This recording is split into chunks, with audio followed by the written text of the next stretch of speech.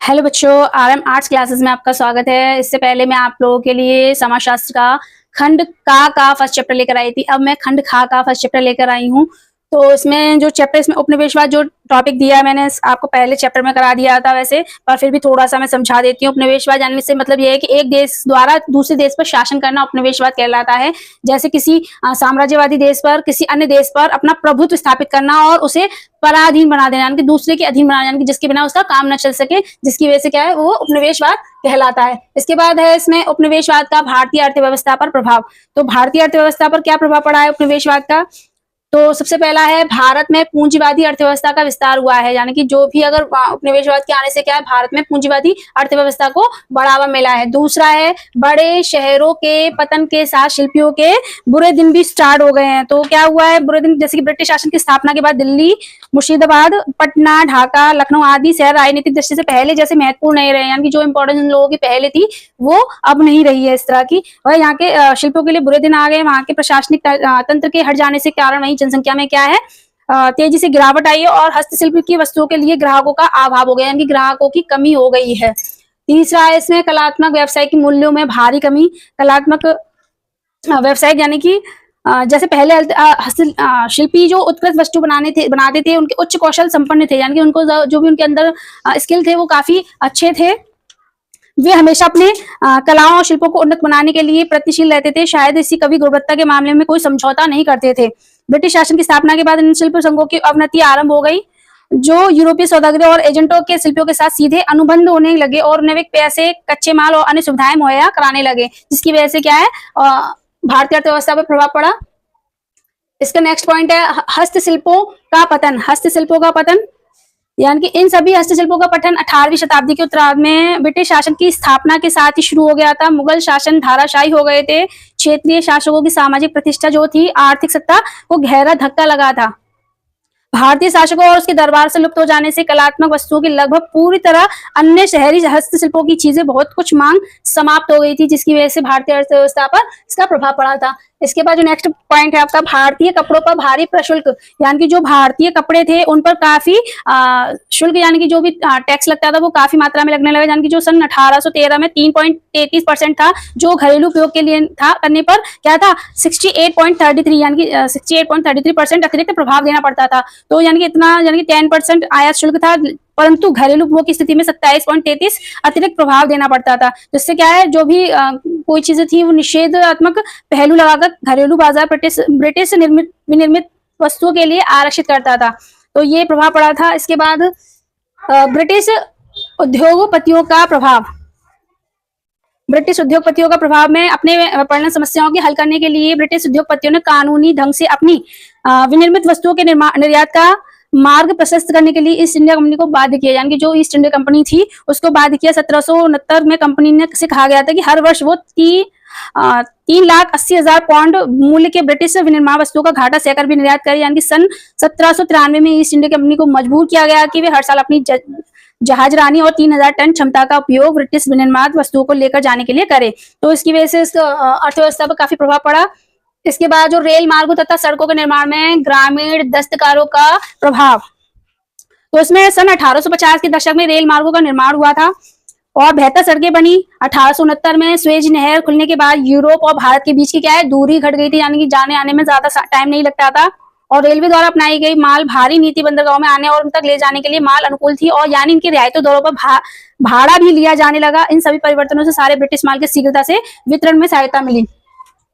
इसके बाद ये उपनिवेशवाद का जो टॉपिक है पेपर में आपका यही आता है, उपनिवेशवाद से क्या तात्पर्य है, इसके अर्थव्यवस्था पर क्या प्रभाव पड़ा है, तो आप इन प्रभावों को लिख सकते हो। दूसरा इसमें पॉइंट है औद्योगिकरण। औद्योगिकरण से मतलब ये है कि यानी कि जो भी कार्य है वो जो भी उद्योग धंधे हैं वो बड़े पैमाने पर क्या है कारखानों औद्योगिकरण से तात्पर्य यह है यानी कि जो ऐसी प्रक्रिया जो दैनिक प्रयोग की वस्तुओं का उत्पादन अधिक से अधिक हाथों की अपेक्षा क्या है मशीनों के द्वारा किया जाए, वो औद्योगिकरण कहलाता है। यानी कि मानवीय संसाधनों के स्थान पर यांत्रिक उत्पादन को अपनाना ही औद्योगिकरण है। आप चाहो तो लिख भी लेना है इसको। अब मैंने 2 बार बोल देती हूँ। मानवीय संसाधनों के स्थान पर यांत्रिक संसाधनों को अपनाना औद्योगिकरण कहलाता है। या फिर औद्योगिकरण एक ऐसी प्रक्रिया है जिसमें दैनिक प्रयोग की वस्तुओं का उत्पादन अधिक से अधिक हाथों की अपेक्षा मशीनों द्वारा किया जाता है, वही औद्योगिकरण कहलाता है। अब आता है इसमें पॉइंट आता है अगर पेपरों में आपका कि औद्योगिकरण के समाज पर क्या प्रभाव पड़े हैं। तो औद्योगिकरण के अगर आपका औद्योगिकरण के समाज पर प्रभाव का सबसे पहला पॉइंट आ जाता है सामाजिक संरचना पर प्रभाव। सामाजिक संरचना पर प्रभाव, जिसमें क्या है, सामाजिक संरचना के अंतर्गत आ जाता है पारिवारिक विघटन है, जातीय बंधनों पर चलता है, श्रमिकों का शोषण है, शिक्षित बेकारी में वृद्धि है, यानी कि जो भी शिक्षित बेरोजगारी है उसमें भी वृद्धि है, व्यापारिक प्रतिस्पर्धा यानी कि जो भी कंपटीशन है व्यापारिक वर्ग में वो दिखाई देने को मिलता है। आपका अंतर्राष्ट्रीय संबंधों की स्थापना है, यानी कि जो भी अंतर्राष्ट्रीय संबंध है उनकी स्थापना हुई है, पूंजीवाद का जन्म हुआ है, आर्थिक स्वायत्तों का महत्व हुआ है, नैतिकता के प्रति उदासीनता है, यानी कि जो भी है अगर औद्योगिकरण के बढ़ जाने से क्या है, नैतिक मूल्यों की कमी देखी गई है। दूसरा पॉइंट है जनसंख्या पर प्रभाव। जनसंख्या पर क्या प्रभाव पड़ा है, यानी कि जनसंख्या पे जन्म दर तथा मृत्यु दर पर भी प्रभाव डालता है। औद्योगिकरण के कारण स्वास्थ्य की सुरक्षा के लिए अनेक उपाय किए जाते हैं। इन उपायों के द्वारा मृत्यु दर घटाने के प्रयास किया जाता है, यानी कि जिससे कि क्या है, मृत्यु दर को कम करने में औद्योगिकरण सहायक है।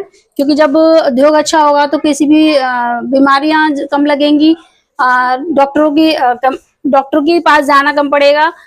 तो जब हमारे पास पैसा होता है तो टेंशन भी कम रहती है। औद्योगिकरण मशीनों का अधिक का महत्व होता है, इसीलिए जनसंख्या की वृद्धि को रोकने के लिए भी परिवार नियोजन या योजनाओं का प्रचलन भी हुआ है। औद्योगिकरण की वजह से परिवार का प्रकार और औद्योगिक जन्म दर और मृत्यु दर दोनों को प्रभावित कर रहा है। इसके बाद नेक्स्ट पॉइंट है नगरीकरण का प्रभाव। नगरीकरण पर प्रभाव क्या पड़ा है कि नगरीकरण के जिन स्थानों पर उद्योग धंधों का विकास हो गया है वहां पर विशाल नगरों का विकास हो गया, यानी कि जो भी पहले उद्योग धंधों की वजह से जो नगर हैं वो विकसित हो जाते हैं। और उद्योग धंधों का विकास हो जाने से ग्रामीण समुदाय में व्यक्ति नगरों की ओर हो गए हैं, क्योंकि वहां पर जीविकोपार्जन के साधन उपलब्ध हैं, जिससे इनके नगरों की संख्या बढ़ गई और साथ ही साथ जनसंख्या भी बढ़ गई है। इसके बाद उद्योग धंधों पर प्रभाव में लघु और कुटीर उद्योगों का ह्रास हो गया है और बड़े बड़े कारखानों में जो सामान बनता है वो सुंदर और आकर्षक होता है, साथ ही अधिक मात्रा में उत्पादन होने के कारण यह सामान सस्ता भी हो जाता है। इसीलिए हाथों से बना हुआ सामान मनमोहक व आकर्षक नहीं होता है, इसीलिए औद्योगिकरण का कारण लघु और कुटीर उद्योगों का पतन हो जाना है, तो जिसकी वजह से इस पर भी प्रभाव पड़ा है। इसके बाद राजनीति पर प्रभाव भी ये पड़ा है कि राजनीतिक क्षेत्र को भी प्रभावित किया है। इसमें श्रमिकों और पूंजीपतियों के संघों का निर्माण होता है। इन संघों द्वारा अधिकारों की मांग की जाती है। यदि सरकार इन संघों की मांगों की पूर्ति नहीं करता है तो ये संघ हड़तालों प्रदर्शनों के द्वारा अपने अधिकारों को मनवाने के लिए सरकार को बाध्य करते हैं, जिससे क्या है, औद्योगिकरण पर प्रभाव पड़ता है।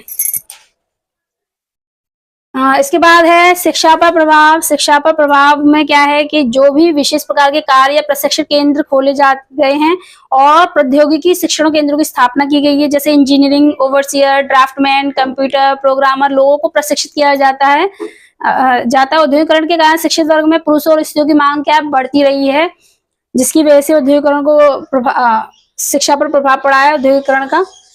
इसके बाद है पारिवारिक जीवन पर प्रभाव। पारिवारिक जीवन पर भी इसका काफी, जैसे इसमें संयुक्त परिवारों का विघटन हुआ है, यानी कि जो भी पहले संयुक्त परिवार एक साथ मिलकर रहते थे, औद्योगिकरण की वजह से क्या वो अब बाहर जाके रहते हैं, जिसकी वजह से संयुक्त परिवारों का अलग हो गए हैं। परिवारों के नियंत्रण में कमी हो गई है, यानी कि जो भी पहले सब एक साथ रहने की वजह से परिवारों पर कंट्रोल जो रहता था वो अब नहीं है, देखने को मिलता है। कुप्रथाओं का अंत हो गया है। इसमें पारिवारिक जीवन में क्या है, कुप्रथाएं जैसे पहले से काफी लंबे समय से चली आ रही थी, कुप्रथाएं जो अब आके उनका काफी अंत हो गया है। स्त्रियों की दिशा में सुधार हुआ है, स्त्रियों का सार्वजनिक जीवन में प्रवेश हुआ है, विवाह के स्वरूप में भी परिवर्तन हुआ है, यानी कि ये सारी चीजों में भी चेंजेस आए औद्योगिकरण की वजह से। इसके बाद है धार्मिक जीवन पर प्रभाव। धार्मिक जीवन के प्रभाव में क्या है, धर्म का महत्व कम होना, दूसरा लौकिक विचारों का महत्व, भौतिक मूल्यों का महत्व, यानी कि ये सारी चीजों का क्या है, औद्योगिकरण की वजह से धार्मिक प्रभाव भी देखने को मिले हैं। इसके बाद नेक्स्ट जो टॉपिक है हमारा नगरीकरण। तो नगरीकरण से तात्पर्य है कि जब उद्योग धंधों का विकास हो जाने के कारण ग्रामीण जनता उद्योग धंधों की खोज में ग्रामीण समुदाय को छोड़कर जो नगरों की ओर चली जाती है, नगरों की संख्या क्या है बढ़ने लगती है, तो इसी को जो सोशियोलॉजी की लैंग्वेज में क्या है नगरीकरण कहते हैं। यानी कि जो भी है काम की तलाश के लिए या उद्योग धंधों की तलाश के लिए जो लोग गाँव को छोड़ के क्या नगरों में निवास करने लगते हैं, नगरों में रहने लगते हैं, वो नगरीकरण कहलाता है। इसके बाद है हमारा, या फिर दूसरी लैंग्वेज में हम कह सकते हैं कि नगरीकरण एक ऐसी प्रक्रिया का नाम है जिसमें व्यक्ति नगरों से जाकर निवास करने लगते हैं, है ना, नगरों में जाकर निवास करने लगते हैं। इसके बाद है हमारा समाजशास्त्र पर नगरीकरण का क्या प्रभाव पड़ा है।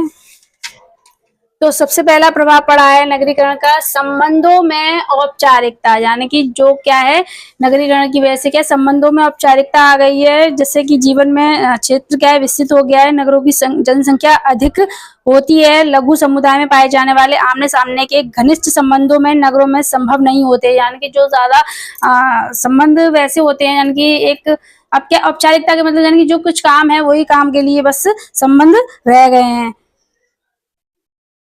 केवल छुओ और चले जाओ कहावत जैसे ये चीज चली आ रही है संबंधों में औपचारिकता के बात को स्पष्ट करती है। जैसे इसमें दूसरा है एकांकी परिवार में वृद्धि। एकांकी परिवार में वृद्धि से मतलब यानी कि जब भी उद्योग धंधों की तलाश में व्यक्ति अपने संयुक्त परिवार को छोड़ के काम की तलाश में जब बाहर जाता है, नगरों में जाता है, तो एकांकी यानी कि सिंगल फैमिली यानी कि अपने बच्चों और बीवी को साथ ही लेकर जाता है। तो इससे क्या है एकांकी परिवार में वृद्धि हुई है। अब समाज में एकांकी परिवार के कारण व्यक्तियों में सामाजिक संबंधों की घनिष्ठता समाप्त हो गई है, पारिवारिक भावना का अंत हो गया है, केवल अपने अपने परिवारों के हित के चाहने लगे हैं। इसके बाद है नेक्स्ट औद्योगिकरण। औद्योगिकरण से मतलब ये है यानी कि नगरीकरण पर प्रभाव पड़ा है, जिसमें क्या है कि प्राचीन युग के उद्योग धंधे समाप्त हो गए हैं और बड़े उद्योग धंधों के विकास के कारण भारत में सामाजिक संगठन का परिवर्तन हुए हैं, स्त्रियों की दशा में सुधार हुआ है, नए सामाजिक वर्गों का जन्म हो गया है, पूंजीपति और श्रमिक वर्ग के बीच संघर्ष बढ़ गया है और स्त्रियों की आत्मनिर्भरता क्या है बढ़ गई है, जिससे क्या है व्यक्ति एक दूसरे के स्थान पर जाने लगे हैं और कारखानों की स्थापना में गंदी वस्तुओं की समस्या में वृद्धि हुई है। हड़तालों के कारण जीवन में अनिश्चितता आ गई है, जिसके क्या है औद्योगिकरण पर प्रभाव पड़ा है। इसके बाद है फैशन की पूजा। फैशन की पूजा में क्या है नगरीकरण के कारण क्या है जीवन में बनावटी बना गया है, यानी कि अधिकतर लोगों को आपने देखा हो चमक दमक और सजावट को ज्यादा इंपॉर्टेंस देते हैं। चारों ओर फैशन को अपनाया जाने लगा है, सामाजिक तौर तरीके के स्तर पर भारी अंतर आ गया और इस तरह की वेशभूषा भी बदल गई है, यानी कि जो भी रहन सहन है या वेशभूषा है उसमें बदलाव नगरीकरण के कारण ही आया है। जनसंख्या में विषमता। जनसंख्या में विषमता से क्या है कि नगरों में विकास के कारण जनसंख्या में घनत्व में समानता का अभाव पाया गया है, जिसमें जिन नगरों का औद्योगिकरण अधिक हुआ है और जिनका जनसंख्या हो गई है, यानी कि जहाँ पे औद्योगिकरण की वजह से क्या है लोग वहां पर निवास करते हैं और उद्योग धंधों के विकास के कारण क्या है जनसंख्या में भी वृद्धि हुई है। इसके बाद नेक्स्ट है इसमें द्वितीयक समूह में वृद्धि। द्वितीयक समूह में वृद्धि से मतलब यानी प्राथमिक और द्वितीयक समूह, जैसे कि प्राथमिक समूह आपका परिवार हो गया, द्वितीयक समूह विद्यालय और आपका हॉस्पिटल वगैरह हो गया, तो ये क्या है इनमें वृद्धि हुई है। प्राथमिक और द्वितीयक समूह आपने पढ़ा है, इसमें मैंने कराया भी था। इसके बाद है सामाजिक मूल्यों का प्रभाव। सामाजिक मूल्यों का प्रभाव में नवीकरण के कारण व्यक्तिगत विचारधारा का विकास हुआ है। इस विचारधारा के कारण प्राचीन जो सामाजिक मूल्य थे वो क्या है वो कम हो गए हैं, यानी कि प्राचीन मूल्यों को इम्पोर्टेंस नहीं रही है। ज्यादातर सामाजिक परिवार की सामाजिक स्थिति का ध्यान रखा जाता था, किंतु अब नगरों में विकास हो जाने से क्या है सामाजिक मूल्य प्रभावहीन हो गए हैं और इसका स्थान भौतिकवाद और व्यक्तिवाद ने ले लिया, यानी कि सबसे ज्यादा व्यक्तिवाद को ज्यादा इम्पोर्टेंस देते हैं। अंधविश्वासों की समाप्ति। अंधविश्वासों की समाप्ति यानी कि नगरीकरण के होने की वजह से क्या है अंधविश्वासों में कमी आई है, यानी कि जो आंख मीच कर चलने वाली प्रथाएं थी वो बंद हो गई हैं कहीं ना कहीं। औद्योगिकरण के नगरीकरण की वजह से क्या आविष्कारों के कारण व्यक्ति का दृष्टिकोण तार्किक हो गया, यानी कि लॉजिक लगाकर वो क्या है उन बातों को सोचते हैं, जिससे कि क्या है अंधविश्वासों में की समाप्ति हो गई है या अंधविश्वास कम हो गए हैं। इसके बाद एक और क्वेश्चन आता है, जैसे कि आपका पेपरों में औद्योगिकरण और नगरीकरण का क्या संबंध है। तो औद्योगिकरण और नगरीकरण का संबंध में आपका है पहले औद्योगिकरण नगरीकरण को प्रोत्साहन देता है। क्या देता है प्रोत्साहन देता है इसको। तो प्रोत्साहन देने में क्या अधिकतर विद्वानों ने इस बात पर बल दिया है कि औद्योगिकरण नगरीकरण को प्रोत्साहन देता है। जैसे कि आपने देखा होगा, उद्योग के लिए आवश्यक कच्चा माल, शक्ति के लिए साधन यानी कि कोयला या फिर जो भी विद्युत है वो इस्तेमाल होती है। श्रमिकों को माल ले जाने और लाने के लिए आवागमन के विकसित साधनों का अनिवार्य होना औद्योगिकरण के कारण ही उपलब्ध है। यानी कि जो औद्योगिकरण होगा तभी नगरीकरण को हो सकता है। तो इसीलिए इसका विकास भी इस नगरीकरण और औद्योगिकरण आपस के मिलने से ही हुआ है। औद्योगिकरण के कारण उपलब्ध से ये सुविधाएं छोटे नगरों से बड़े नगरों में बदलने की सहायक है। जैसे आज मुंबई, कानपुर, अहमदाबाद और कोलकाता आदि नगर इसी प्रकार के विकसित नगरों का उदाहरण है। दूसरा है नगरीकरण और औद्योगिकरण को प्रोत्साहन देता है। तो औद्योगिकरण और नगरीकरण परस्पर संबंधों के बारे में कुछ विद्वानों ने ये प्रस्तुत भी किया है कि जिस तरह से नगरीकरण की प्रक्रिया औद्योगिकरण को प्रोत्साहन देती है, इसीलिए संभवतः यह है कि इसी कारण भी है। अगर उद्योग नगरीय क्षेत्रों को स्थापित होते हैं, तो जैसे विकसित देशों में होता है, तो उद्योग धंधे तैयार माल तुरंत बिक्री के लिए भेजा जा सकता है। नगरों में आवागमन की सुविधाएं, शक्ति स्रोतों की उपलब्धि, पूंजी व बैंकों की लाने के लिए आवागमन के विकसित साधनों का अनिवार्य होना औद्योगिकरण के कारण ही उपलब्ध है। यानी कि जो औद्योगिकरण होगा तभी नगरीकरण को हो सकता है। तो इसीलिए इसका विकास भी इस नगरीकरण और औद्योगिकरण आपस के मिलने से ही हुआ है। औद्योगिकरण के कारण उपलब्ध से ये सुविधाएं छोटे नगरों से बड़े नगरों में बदलने की सहायक है। जैसे आज मुंबई, कानपुर, अहमदाबाद और कोलकाता आदि नगर इसी प्रकार के विकसित नगरों का उदाहरण है। दूसरा है नगरीकरण और औद्योगिकरण को प्रोत्साहन देता है। तो औद्योगिकरण और नगरीकरण परस्पर संबंधों के बारे में कुछ विद्वानों ने ये प्रस्तुत भी किया है कि जिस तरह से नगरीकरण की प्रक्रिया औद्योगिकरण को प्रोत्साहन देती है, इसीलिए संभवतः यह है कि इसी कारण भी है। अगर उद्योग नगरीय क्षेत्रों को स्थापित होते हैं, तो जैसे विकसित देशों में होता है, तो उद्योग धंधे तैयार माल तुरंत बिक्री के लिए भेजा जा सकता है। नगरों में आवागमन की सुविधाएं, शक्ति स्रोतों की उपलब्धि, पूंजी व बैंकों की सुविधा, पानी की उपलब्धता इत्यादि के कारण ही, जो कि नगरीय क्षेत्रों में उद्योग स्थापना को प्रोत्साहन देता है। यानी कि नगरों तक पहुंचने के लिए उद्योगीकरण, यानी कि ये दोनों आपस में एक दूसरे को प्रोत्साहित करते हैं। तो ये संबंध पाया गया। तीसरा है आपका औद्योगिकरण एवं नगरीकरण में अनिवार्य सहसंबंध नहीं है।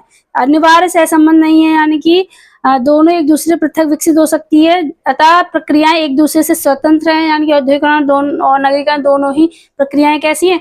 स्वतंत्र हैं एक दूसरे से। भारत में हजारों वर्ष पहले से नगरों के अस्तित्व में उदाहरण मिले हैं। उदाहरण के लिए MS गौरे ने कहा है कि मोहनजोदड़ो, हड़प्पा, पाटलिपुत्र, नालंदा, बनारस और प्राचीन दिल्ली प्राचीन नगर है। इन नगरों का विकास औद्योगिकरण का काफी पहले से हुआ है। विकसित देशों से भी पूर्व औद्योगिक नगरों के अनेक उदाहरण मिलते हैं।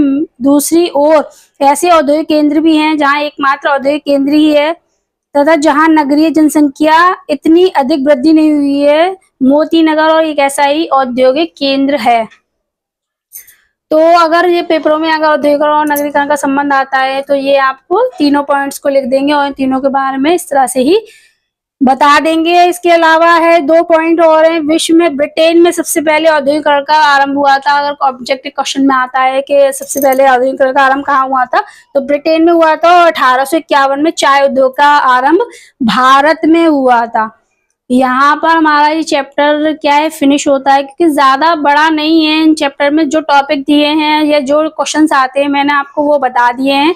अगर आपको लगता है कि कुछ और भी बताना था, तो आप कमेंट बॉक्स में जाके मुझे बता दें कि ये टॉपिक आपको और समझना है, तो मैं उसकी अलग से वीडियो बना लूंगी।